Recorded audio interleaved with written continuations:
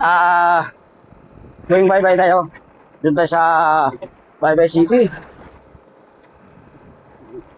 Solo lang tayo kay di sasama yung pamangkin ko. So, meron tayong importanteng natuon yun.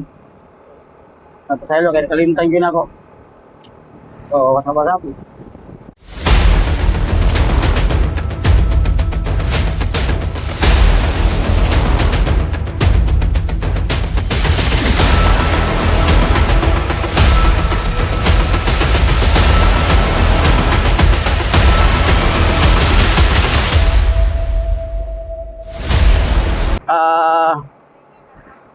Barangay ano to? Maitom. Sityo.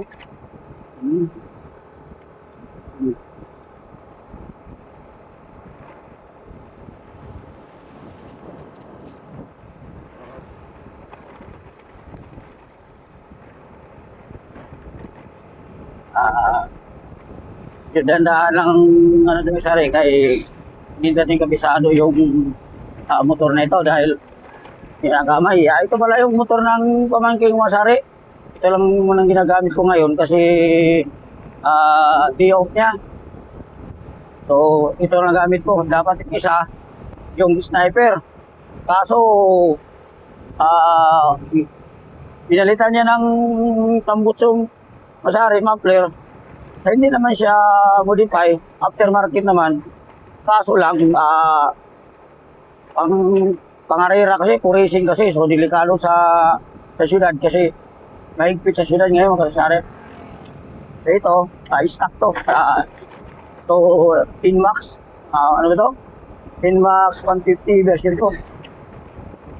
So ito yung ginagamit ng kasari. So sapasap.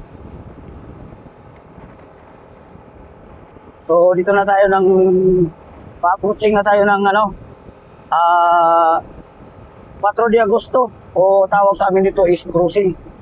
Dito yung nagtitinda yung mga bibingka, kakanin.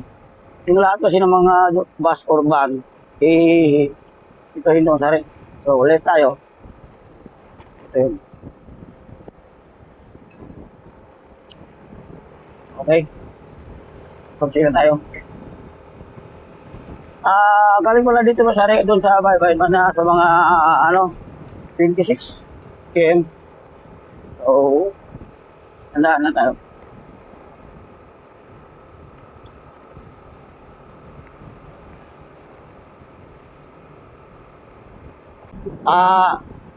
Parang sa Manila pa banda Bulacan yata ito. Ito yung Marilaki. Parang Marilaki Masari. Ayaw ko lang sa mga makikita itong vlog o kung ano ba to sa Kaliko sa Marilaki. Dito, hindi ka pwede magpabilis Masari kasi sigurado talaga nga sobrang tulin mo pag pababa mo, pagliko, shout out, delikado. So, ito yung mga daan dito sa amin mga sari. Parang talagang sabi mo, bihira ka lang makikita ng tuwid. Baka ako ano ka naman ng tuwid, so ilang meters lang, liko na naman. Yan ang daanan talaga dito sa amin. Leyte. Kasi parang bundok to na naman sa gilid mo sari. Oo, yun nga. Kung matagal ang ulan-ulan, delikado nga kasi front nga ng landslide. So, di naman lahat area. Pero ano yan. Dito masari, ito yung makita natin sa ibang mga content creator na vlog dyan sa left side. Yung natawag na sea clouds na mapanood mo sa madaling araw, so makita mo yung fog. So, yan. Yan na sa dito entrance. Mura lang entrance, 10 piso or tapos ang environmental fee is 5 piso lang ata mga sari-sari. Yun yung Sea of Clouds. Hindi na natin napuntahan dahil basta makauwi kasi tayo, dami tayong mga pinagagawa-gawa. Wala na sa ano. So ngayon, medyo bakante tayo. Ito, gawa tayo ng konting content.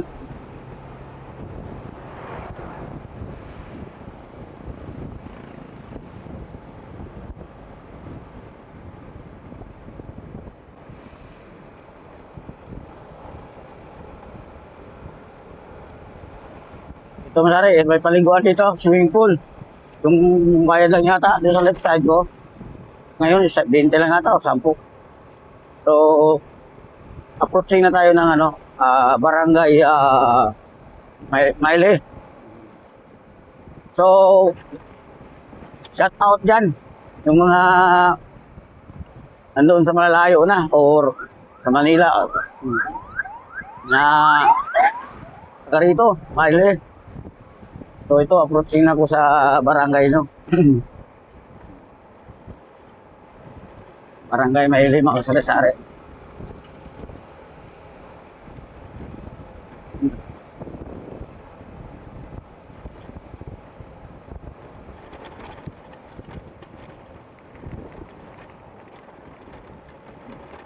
Ito yung barangay dati Masari. Ang daanan talaga nito is yung pagkaliwa.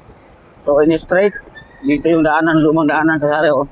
Yun, yung dami talagang indaan dyan dati. Ngayon, in straight nila, dito na, direksyon na.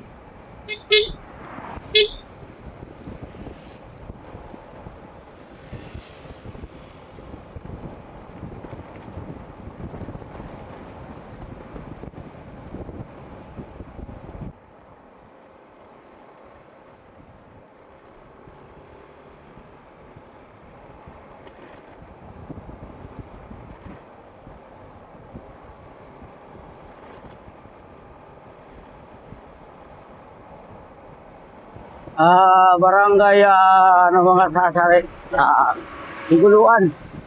So, ito, sakop na to ng Baybay City.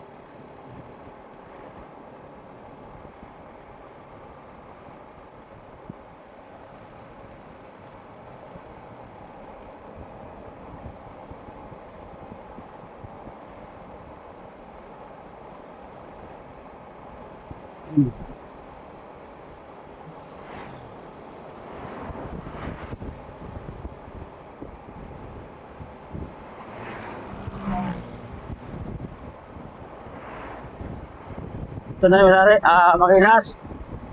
So, dito yung misis ko nag-high school. Oo. Itong barangay na to. Ito malaki-laki itong barangay mga Sari sa Makinas. Dati talagang na ito. Ito.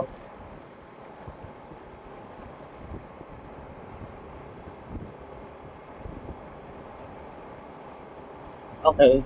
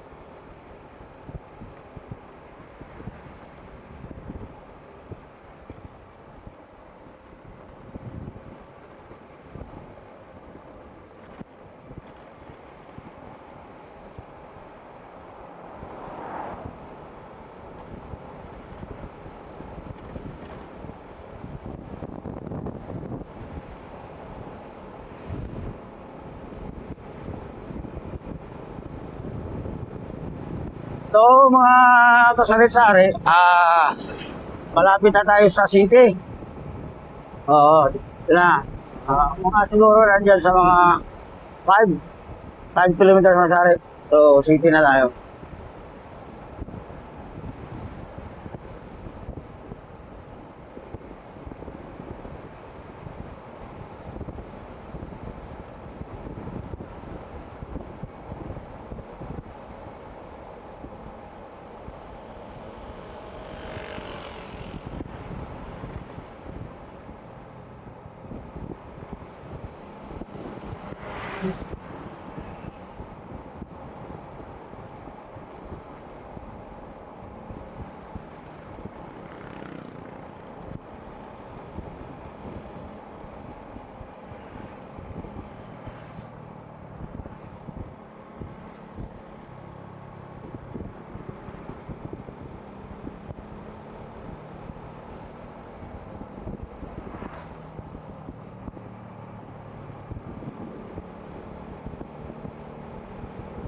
Ito masari, ito lang medyo dito tuwid-tuwid. Oo, tuwid-tuwid na daan. Kasi paano na tayo sa city masari. This is approaching Barangay Gaas. Oo, kasi ano to Gaas parang 1 and 2 na barangay masari.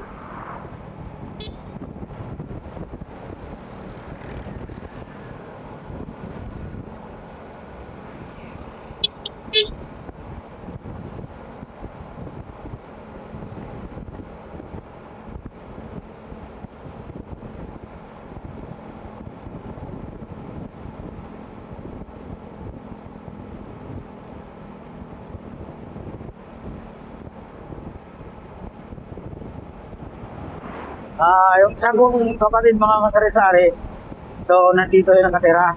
Diyan sa may school na dyan, sa Barangay Gaas Elementary School, Pasukin Conte. So doon niya siya. Ngayon, sure ball dyan na walang tao kasi school tayo ngayon sa hari. Schooling ngayon sa mga elementary. So, nandun lahat sila ngayon sa siyudad.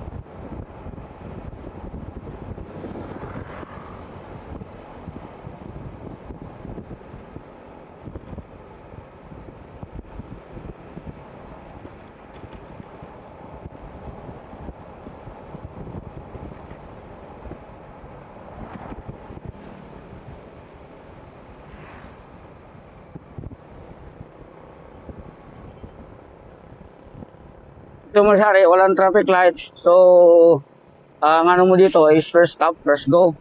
Pero kalamitan dito mga sari, dito ang minsan disgrasya.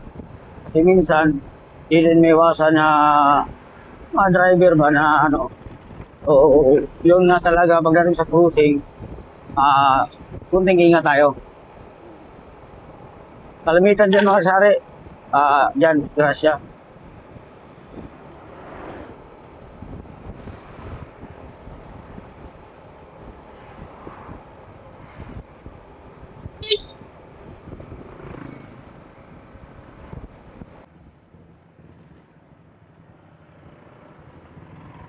So, ito mga sari, ito na yun proper.